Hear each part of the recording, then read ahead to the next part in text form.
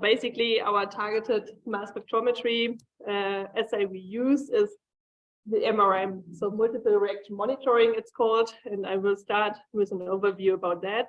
And this MRM which we use is usually coupled with the Stable-Isotope dilution assay. So I will give you a short introduction about SIDA. And then we are currently measuring a lot of samples for the CRC 1371, where Anna is also part of, and there we measure tons of samples for short chain fatty acids and bile acids, and I will briefly introduce how we apply now SIDA to those two methods and what are the problems and benefits of these assays. So let's first start which instrument we have for targeted metabolomics. This is the 5500 Q-trap. We are currently, we want to get an additional instrument which is more sensitive, and we are waiting for the President's office to say, give us the okay that we get funding. So fingers crossed for that. But until now, the 5500 is the workhorse. So you can do a lot of assays and measure a lot of samples. And how this is done, basically we have it, and the Q-trap stands for quadrupole. The Q-trap consists of 3 quadrupoles. So it's basically a triple quad with an ion trap attached to it. We will not talk about the ion trap because we are not using it anymore. It was used back then when you didn't have high resolution mass specs where you could do high-res data. You would use the triple quad, the Q-trap. So what we just use of this machine is 3 quadrupoles. And I always show the picture of the 4000 Q-trap because this was a linear machine, and we still have it in our mass spec room, but the turbo pumps are dead. So I hope at some point I can present you this ion pass. We are still keeping it because the machine is still running on campus somewhere. So there is a spare part machine we have at the moment, but it's really nice. If you pull this whole thingy out here, you can clearly look at those like building blocks of a triple quad. So what we have usually is we first have a chromatographic system. So we do the chromatography to get rid of salts, matrix, or sometimes we also have to have a chromatographic separation because we cannot differentiate metabolites just by mass. So we need to have them separated by chromatography. Then we always have an ion source. We usually use ESI, but we can also use atmospheric pressure ionization. This is sometimes we need that if some molecules are not ionizing. And for example, we used it one time to detect vitamin A, where APCI is better than ESI, but ESI is usually the source which is always working. And then we have an ionized molecules, usually M+H or M-H, depending on the mode. And then this goes into the mass spec. So we have basically first a focusing step, and then we have the 3 quadrupoles. So the first one is for our precursor ion selection. So with targeted metabolomics, we always know what we are looking for. So we know, okay, I want to have the quantitative data of X, Y, Z metabolites, and then we can teach the instrument to look for those metabolites. So that means we can isolate a precursor here, and then the second quadrupole is used for collision. So we fragment the precursor so it breaks apart, and then we can use the Q3 to detect the products. And with MRM, we usually detect just one product per transition. So how ions are guided through this. So basically, it's just voltages. So we ionize our samples, and then we apply a potential difference. So the ions are guided into the machine. And when you are coming from the proteomics world, so metabolomics people are spraying from the top. And our preferred sample preparation is dilute and shoot. So after measuring 200 samples of fecal samples, for example, you have really a brown contamination on this curtain plate, but therefore we have the curtain plate. so that you can wipe it off. And usually the instrument is still up and running and you don't have to take it apart. So the curtain plate is important because all the dirt is sticking to that, and only ionized molecules should go into the mass spec.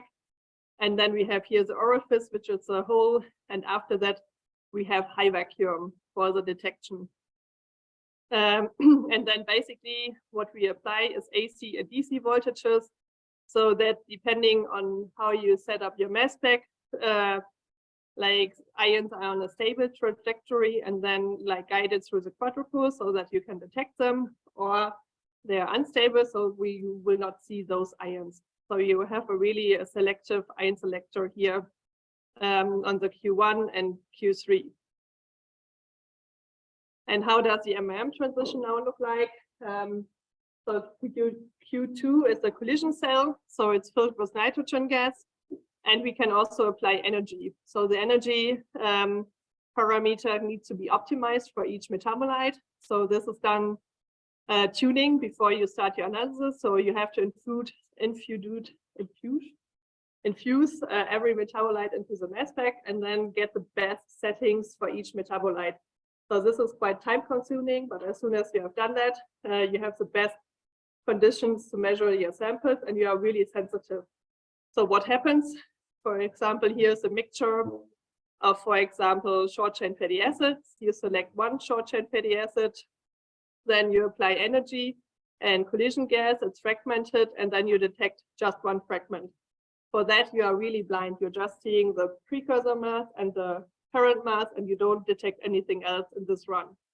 And so what we usually have for quantitative assays, we have two MRM transitions. One is a quantifier, and then the other one is a qualifier, and they should both give the same results. And that is like cross-checking that we don't detect false positives.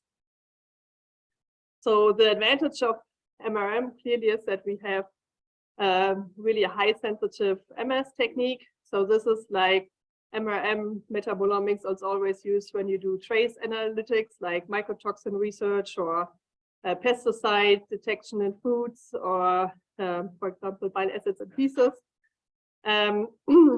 It's really fast, and for example, you can with the newest machines, you can measure 1,000 metabolites within one run. So I don't know who is able to analyze them, but in theory, like you can screen for 600 pesticides and then you have the data. But the software is still not that great, and you still need to double check it, but it's possible. The disadvantage is that you can only quantify metabolites where you have references and where you know what you're quantifying. So you need to know what you are looking at, and you need to optimize the methods. So do the tuning beforehand before you build the methods.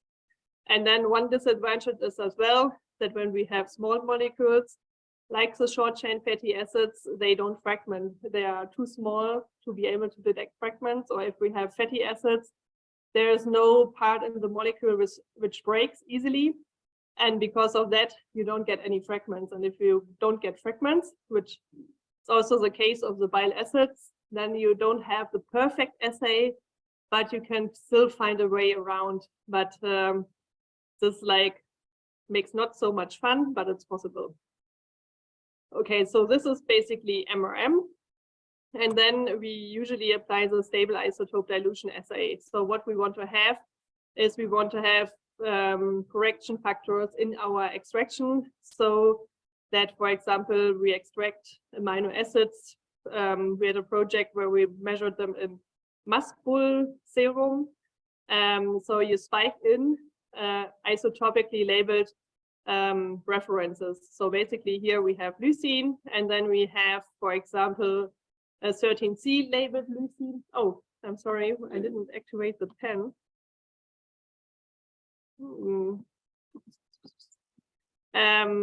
We have the 13C labeled leucine, or we can have deuterium labeling. And what is important that you always have a mass shift of at least 3, so that we don't have an interference with our analyte itself, because we always have this normal distribution of isotopes, and if you have just +1, you are like on the second isotope, and then the data analysis gets more complicated. So to avoid that, always look for something with labeling of 3, and this can be 13C, deuterium, or also labeled nitrogen. And then you try to spike that at the beginning of your sample preparation. This is like the gold standard, but as we will see at the bile acids, sometimes it's not possible because the standards are so expensive that you cannot add them to the whole extraction volume. Then you, for example, I will show you later, for example, we add here 100 milliliter of extraction solvent and then enrich the sample, and then you would add also the amount here, and then you just take an aliquot. So this is a waste of standards if they are too expensive, but you want to add them as early as possible, and then you do the extraction. And if something happens to your analyte, like it degrades or you lose it at the sample SPE, or it's not derivatizing as well, this will also always happen to the analyte itself, because it's basically the analyte and the isotope are behaving the same. So this is a real advantage that we can spike it in. And for mass spectrometry, the next advantage is that it will always elute at the same time of the chromatographic elution. And with that, the same matrix effect also apply to the standard and to your analyte. So you have everything which can happen in your mass spec corrected, which is great. So we have the positives is that we have the full compensation of the sample loss. We can have a correction of the matrix effects and ionization effects. But the problem is they're expensive. So basically, when you, for example, compare 1 milligram of salt versus 1 milligram of 13C labeled ATP, you see that they are quite expensive. But at least mass spectrometry is really sensitive. So I would say 1 milligram of 13C with 43 euros is still cheap. So we have other references which cost like for 1 milligram 500 euros. And then you need to decide how much you need and which step you add them to your sample prep. And also the question always is how good needs to be your accuracy for your analysis. Yeah, and then the next issue is you cannot buy them for all analytes. So sometimes you need to find compromises or you have to synthesize them. For example, when I did my PhD, I developed a method for a mycotoxin. So first of all, the mycotoxin was not commercially available, so I had to isolate them. And then for sure, the isotope reference was not available, so I had to synthesize them. So that's what food chemists do quite often to develop those kind of assays. So today we will hear about our short chain fatty acid assay. This is based on a method from Han et al. And as I told you, the short chain fatty acids, they are too small so that they don't fragment. So what was done, we do a derivatization. So we attach something bigger to the molecule. And with that, we can do a normal MRM transition with isolation of the precursor, fragmentation, and detection of the fragment. And here we have 3 nitrophenylhydrazine, and then this carbodiimide for the coupling, and then we have this 3-NPH derivative, and with that we can detect the short chain fatty acids. And what we do for the CRC, basically we have all those short chain fatty acids in place, and then collaboration partners always ask us if we can also detect, for example, indole 3 acetic acid, indole carboxyaldehyde, and then you can think about developing a new method or just adding them to existing methods. And so we add those compounds to the short chain fatty acids because they also have this acid group and you can derivatise them. And like everything which is bold, we put by isotopically labeled references. And then here for this, they all have the same mass. So they have the same MRM transition. We just have to use valeric acid for all 3 of them. And this is the same for the carbonic acid. We also have to use this labeled reference for all three of them. And that is like something you cannot circumvent at some point. And then with the desaminotyrosine, this is a pity that we cannot buy it commercially. But we had a bachelor student who validated it, like measuring it like without derivatization and derivatized and using internal standards. And that also worked quite well for desaminotyrosine. So this is the assay we apply a lot. And the next assay we measure a lot is the biosynthesis, the bile acids. So this was a method just to give you a time frame, how long it takes to develop those methods. It was basically one PhD from Sina Reiter, who worked on this method. And the bile acids, you see the structure here. They don't fragment really well. And then what also happens, they are built out of cholesterol. And then in humans, we have cholic acid and chenodeoxycholic acid as primary bile acids. Then we can have conjugations with glycine and taurine. And then what also happens is that the bacteria are modifying them as well. And then we also have difference between humans and mice. So the primary bile acids in humans is cholic acid and chenodeoxycholic acid. And in mice, we have cholic acid, alpha-muricholic acid, beta-muricholic acid, ursodeoxycholic acid, and chenodeoxycholic acid. So, and then we have the conjugation reactions of all of them. And then we have microbial metabolism. And then we have also phase 1 and phase 2 reactions. And then we end up with a method of 45 bile acids. And then what you can see, as I told you, they don't fragment really well. So I tell you this is really shitty analysis, but if you cannot prevent it, you have to do it. So what we do is we measure mother to mother. So we just make the mass analyzer and get the whole intact molecule go through. But this has the disadvantage that you usually, when you fragment, this is typical and characteristic for your metabolite. And if you don't do any fragmentation, any other compound which might be present could like pretend to be also a bile acid. So that is really essential to check for the retention time. And what you can see, usually we detect a lot of bile acids with the same sum formula or the same mass. So for example, here when you go for the 407, we have 1, 2, 3, 4, 5, 6, 7 metabolites we detect. And since for that we also need good chromatographic separation so that we are able to quantify them. And this is why it takes so long to analyze the data. And then the next issue in this assay was also when you buy those references, also if they are not labeled, they're quite expensive.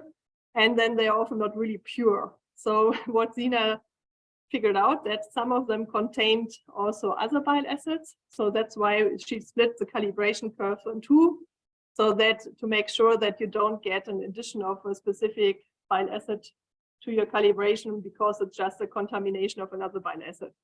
And that's why we have always two calibration curves. And how do we do now the stable isotope dilution assay? As I told you, they're really expensive.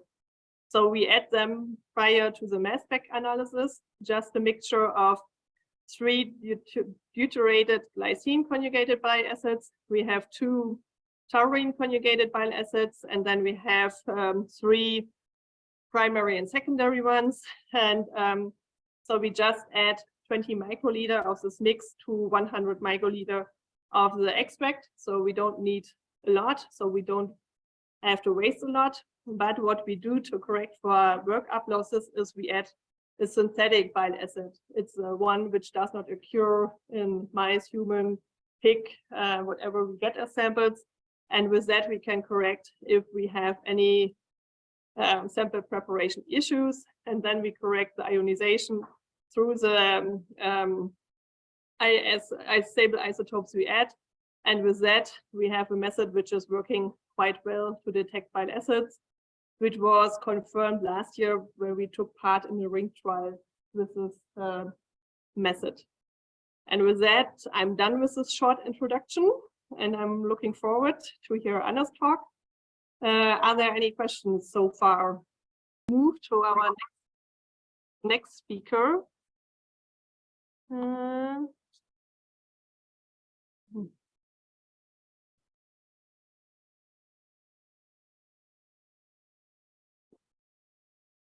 Where are you?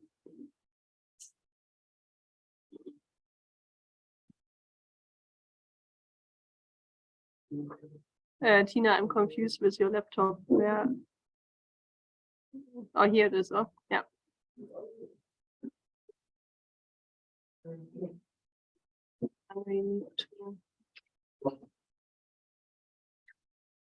So and also, guys, feel free to restock your drinks, and if you want to have food is also there. So it's my great pleasure to welcome today Weiss. She's a PhD student at the Pettenkofer Institute Munich, and we have, like, over the last 2 to 3 years, we measured a lot of samples for them, and they are interested to figure out how microbiome is basically working and reacting, and they have a nice model for that, and I think she will talk about it, so I don't need to talk about it myself. She is a Master of Science in Physics and Biophysics, and has a Bachelor of Physics. That's why I think you're handling the data so well. And I also is just happy with that data and make sense out of it, which we also don't often have those kinds of collaborators. Yeah, so I think she's about to finish her PhD. She is involved in the CRC, and she likes to play the saxophone and listen to jazz. So I'm happy that you're here today, and I would say the floor is yours. Thank you. Introduction after that invitation. So I'd like to show you today what we basically did over the last year. It's a project that focused on the interaction or the general idea of how connected the interactions we see between bacteria and the microbiome and with their biotic and abiotic environment. So we really cannot separate these two parts. So as soon as you want to understand how bacteria interact, what they do, how they function in our guts, for example, you need to take into account that they live in different environments. And as you probably know, bacteria are very versatile and adaptable. So they enjoy a lot of different environments, and this affects then our like what we can see or how we understand how these bacteria interact. And this is important because in our gut we have a lot of bacteria that promote a lot of important functions for our health. And so also, as a side note, part of this project was also to understand how this relationship between bacterial interactions with the environment affects basic concepts of ecology, like the keystone species concept, where we think about which species of a community, of a given bacterial community, are more important than others, for example, or shape really how a community works. So as Karin mentioned, the model system we're using is the oligoMM12. It is a synthetic gut microbial community model that consists of 12 bacteria that have been isolated from the moor and gastrointestinal tract. They represent the 5 major phyla of the bacteria that are living in the gut of a mouse. And by now, this model has been used across different fields of gut microbiome research, studying colorectal cancer, IBD, infection models. So it's already very well established in the mice. And over the last 4 years of my PhD, we also try to understand a bit more about this community in general, how it works in vitro, what genomes do we have there, what metabolic functions do these bacteria have. And we basically set out and look from all sorts of things of monoculture growth.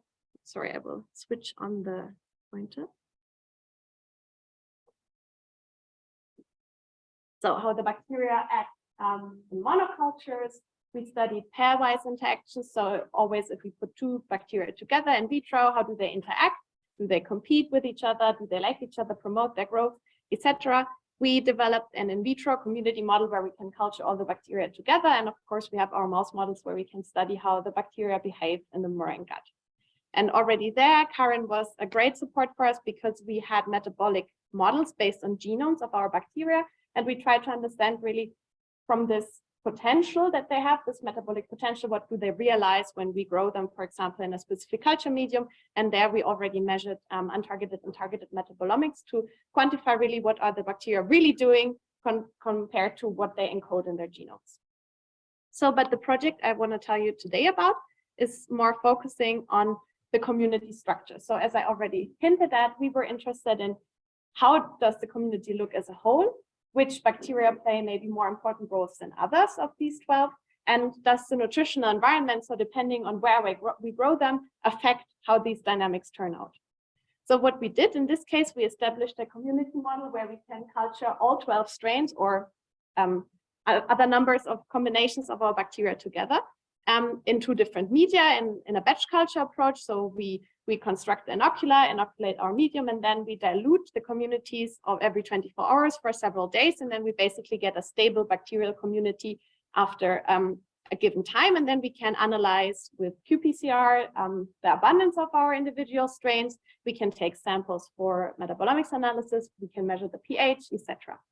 So, and what we did is we wanted to compare our full OMM12 community towards communities where we always remove one of them. So this is what we call dropout communities. So we constructed communities where only 11 members were present, and then we're able to compare how the community behaves, how it assembles when only 11 members are there compared to 12. And this allows us then to get an idea of how bacteria interact in the community context and which members are conferring, for example, important functions. And as I mentioned also, we did this in 2 different culture media to get an idea of how the carbon environment influences how the bacteria interact. So we have one condition, it's a rich medium base with several animal-derived products in the basis, but the only carbon source is glucose. And we have a composition that is the same in the medium base, but we add different carbon sources. So we have no glucose or basically no glucose, and add several C5 and C6 sugars and also polysaccharides. So, and then we have qPCR with which we can quantitatively measure how much of which strain is there. And this is exactly what we did. And what is shown in this breakout is the similarity.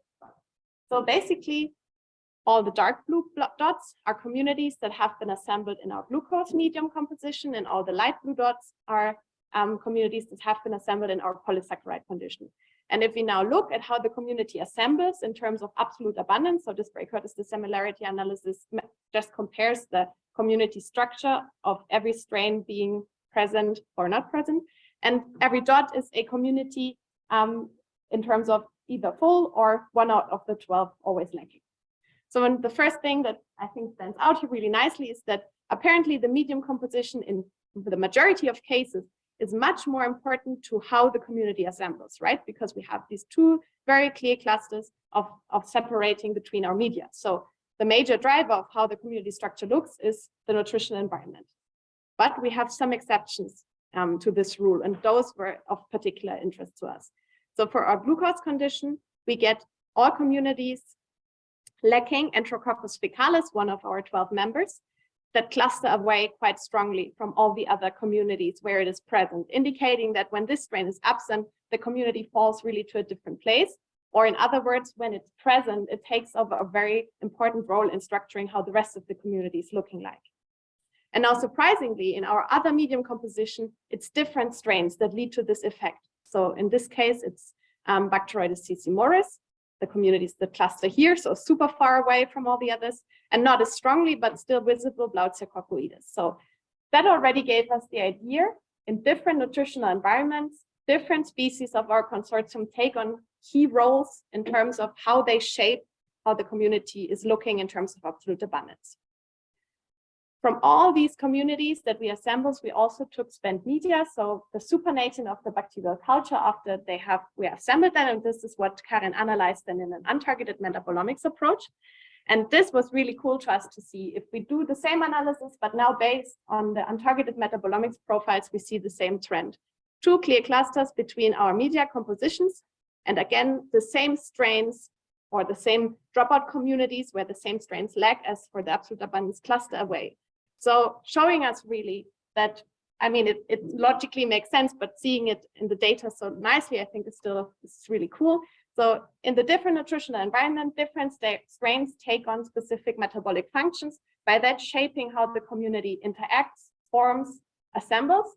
And so if you take them out in the different nutritional media, they are keystone species or drivers of how this works. And this is seen in absolute abundance, but also metabolomics profiles. So if we have now a bit of a closer look, so here, this is basically, again, a plot of the untargeted metabolomics data in our two conditions, glucose and polysaccharide. And we can, again, if we then hierarchically cluster our communities, identify the same community members lacking or the same dropout communities as being important. So basically every line here is one metabolomic feature and every column is one of the communities. So again, showing us more clearly, I mean, we could go now into detail and check, okay, where is the difference for these communities and can we identify then really what metabolites are different in these profiles, and maybe by that understand a bit better why they shape the community in that way. Another hint, again, is towards this hypothesis that the individual bacteria differently shape their environment in the different media is seen in pH. So here we analyzed how the pH of the spent culture medium, so after the communities have grown, changes in compared to the fresh medium.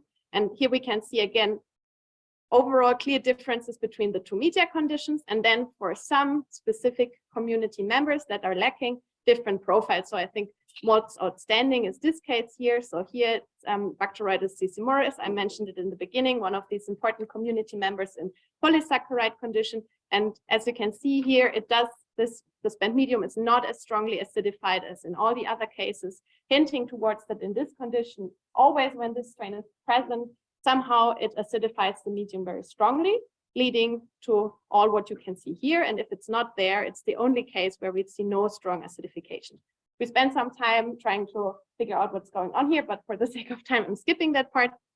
But I'd rather show you the targeted data Karin analyzed for us.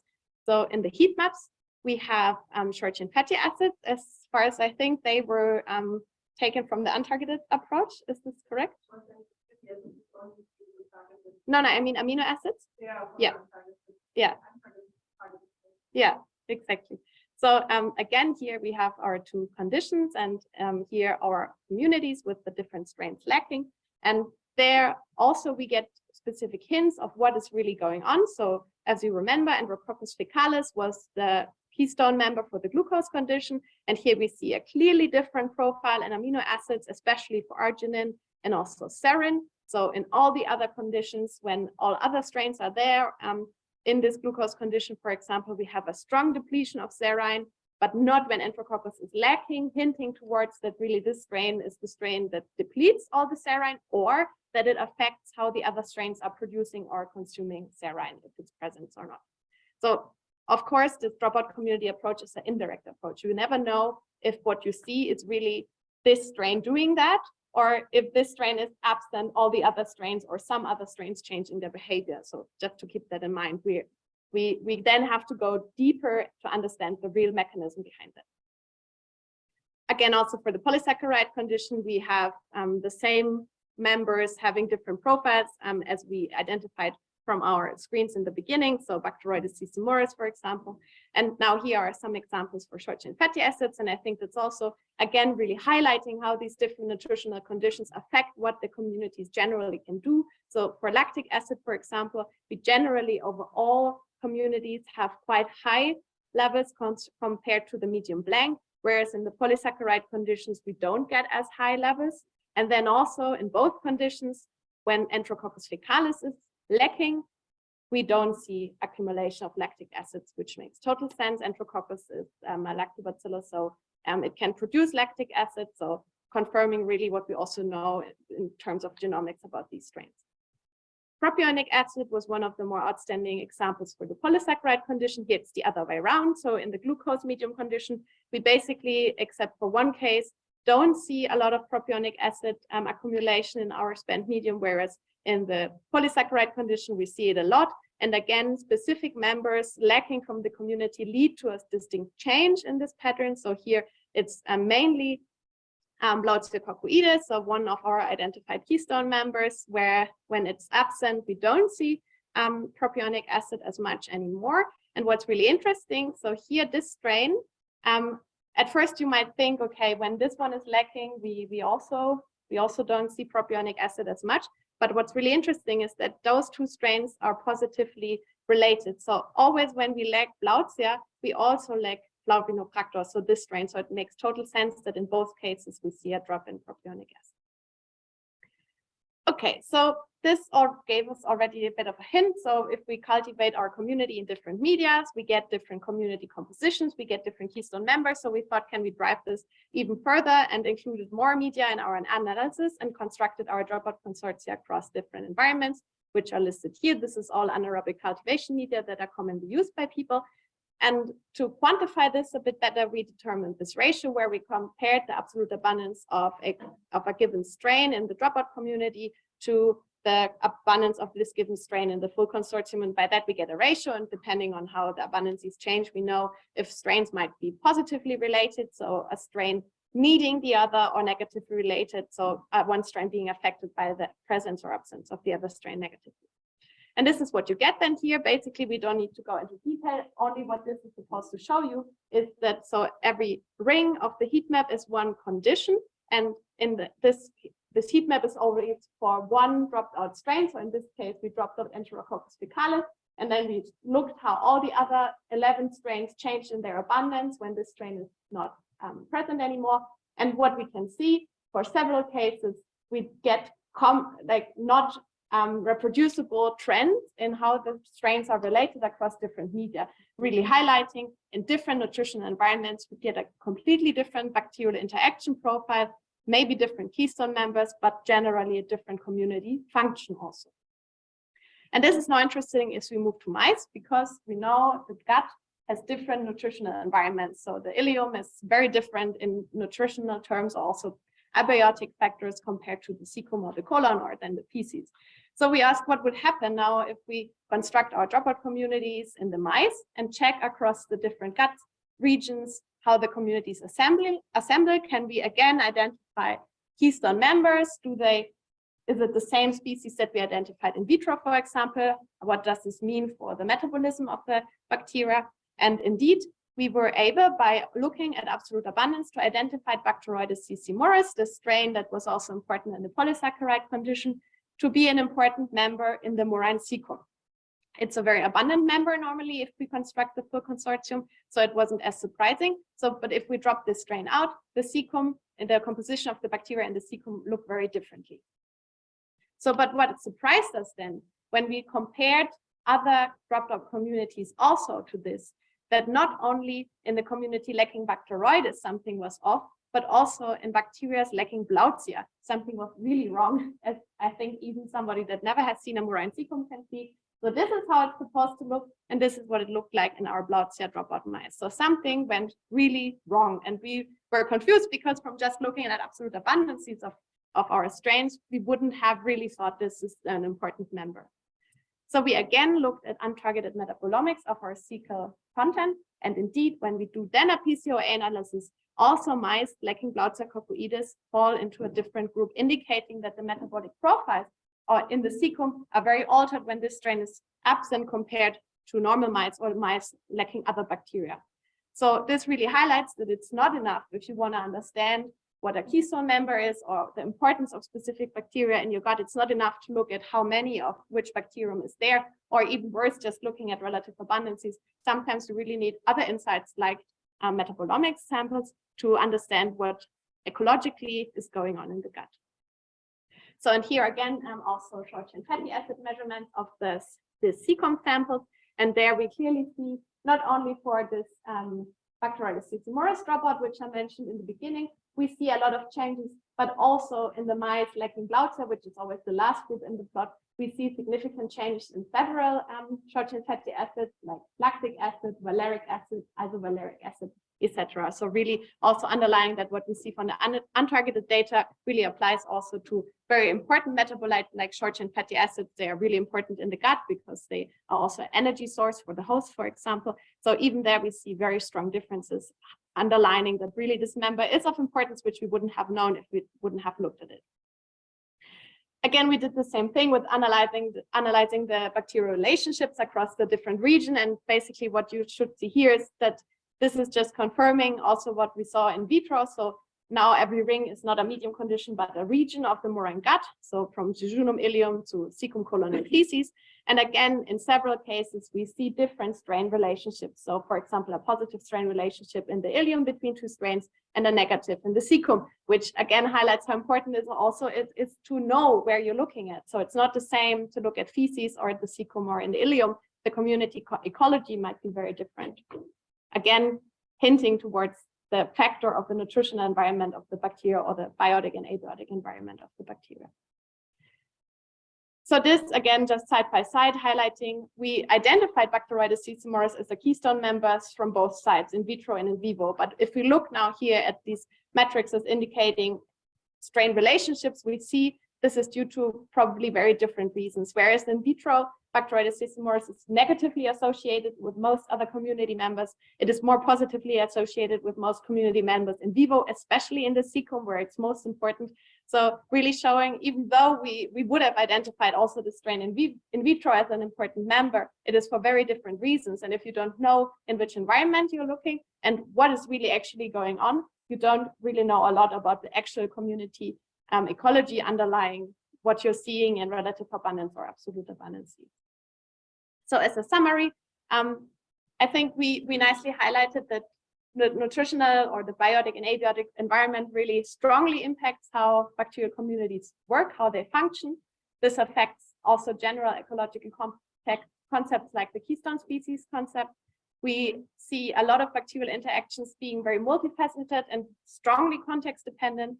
And this applies to both systems in vitro and in vivo. And sometimes it's not enough to just look at community composition. We need methods like targeted and untargeted metabolomics to better understand what is really going on and how communities like in our gut function. So with that, I'd like to thank my group members and Bärbe Stecher, but also especially Karin that supported us so nicely over the last years, and all our other collaborators, and you for your attention. If you have questions, I'm happy to take them.